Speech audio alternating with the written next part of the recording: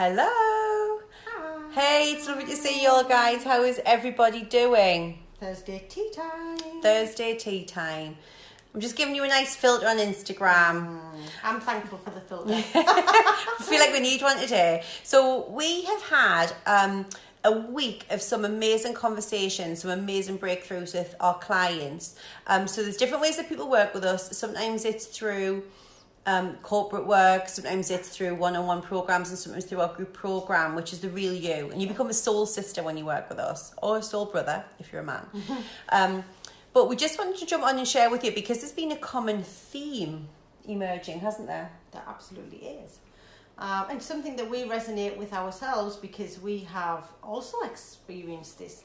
And it's really around, how can I say this in a polite way? When you don't deal with things, when you allow things to be brushed under the carpet, when you avoid things, and you feel like you've dealt with it, you feel like, oh, well, I've processed that and I've moved on, a bit like me. I've processed something and I've moved on because I'm always moving forward, but actually I haven't processed it, I haven't dealt with it, I've just put it in a little box, locked the key away, and then just decided to move on. But actually I'm carrying this stuff around in my mind, weighing me down in my body as I move forward, which isn't really moving on. And that's been a theme that we have come across this week in terms of people still carrying that baggage, which generally is all in our heads, and because we've shut the door and throw the key away, we think that we've dealt with it, but actually we haven't. It's still there. No.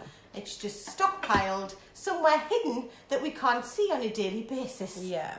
And we've said this to you before. What you don't deal with now, you're going to deal with on another day further down the line. The problem is that when we sweep things aside, it gets bigger and bigger and bigger and bigger.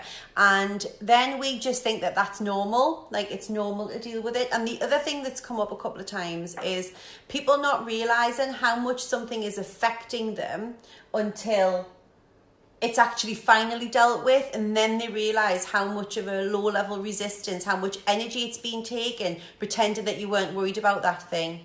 Yeah?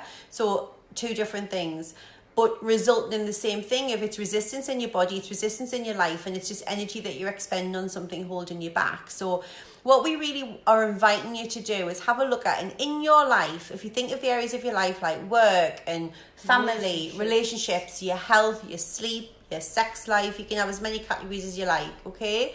And we've got, if anybody wants it, we've got like a very simple life audit spreadsheet, a life activity tracker. If you want it, we can send it. You just drop us a DM, and we invite you to sort of mark yourself at a 10 out of 10 for these areas of your life. Now, if you're not a 10 out of 10 in an area of your life, the question is what you want to do with it. And what we know is that if you sit at a 7 out of 10, it's a real dangerous area because it's kind of, you're sitting in apathy with it. So it's not bad enough for you to do something with, but it's not great. But we don't want you just to have like an okay life. We want you to be like really friggin' happy all of the time and feeling joy in your life every day. So where you're not a 10 out of 10 in your life now, where you know you're creating resistance for yourself and you've got bad energy and you're kind of trying to put something just over there in a box, but you know the box is just creating gremlins, what do you want to do about it?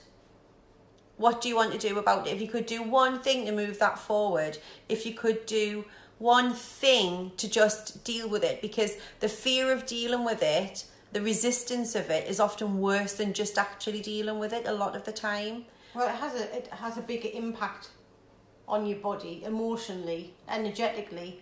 It's when something's just sat there with it locked away, it's draining and you're running in your subconscious mind. It's taking up a lot of thought and energy that you're not aware of. So when, like Donna said, the fear of dealing with it is never as bad as the thought of the fear of dealing with it. And actually the impact that has when you have really dealt with it and then you can truly moved on without this thing still attached to you, you would just feel so much lighter and so much more energetic. And one of our clients said to us today, she had a breakthrough and she's dealt with something and something great has come from it. And what she said was, I really didn't have any idea how much it was kind of chugging away in my subconscious mind until it's been resolved, and I feel so much lighter and I feel so much relief. But if you'd asked me, I genuinely wouldn't have thought it was bothering me that much. And that's what we said. It's a little bit like, if there's you know, if you've got like workmen next door or something and you can hear like a drill going and you sort of tune it out, but then it stops and you've realised how much of a headache it was giving you. Yeah. It's a little bit like that when there's stuff in your life that you stockpile and that you know you need to deal with. And you know, whether it's bills in your drawers that you know you need to deal with, but you're not dealing with them, and you keep telling yourself it'll all be all right, but you're scared of knowing how much you owe to someone, or a conversation with a parent that you know you need to have. Where is there resistance in your life? Where are you kind of coasting at that 7 out of 10 in the danger zone of not doing anything with it and getting used to living with the pain when you could actually do something about it? Human behaviour is an odd one. Unless you're in extreme pain, you don't tend to do anything about it. How often do you wait till you're really sick to go to the doctors rather than going when it's a niggle? Or your tooth feels a bit funny but you don't go to the dentist till you feel like you want to have your face ripped off? Sound familiar? She doesn't like a dentist. So this is what we want to prevent for you, and we want you to start doing it now and start thinking of your life now and start having this cleanse of where you are with your energy in your life. Don't wait till you get to the first week in January. Start doing this work now. This is ongoing work. We recommend you do the life activity tracker around every 90 days to make sure that you're always aware and conscious and working through the things that are not giving you joy. Yeah. That's all from us for today. We hope this was helpful. I'm on holiday next week, so you might not see as much of me, but you'll see some of Cheryl. I might drop in when I'm from wherever I am with Caleb. It's half term here.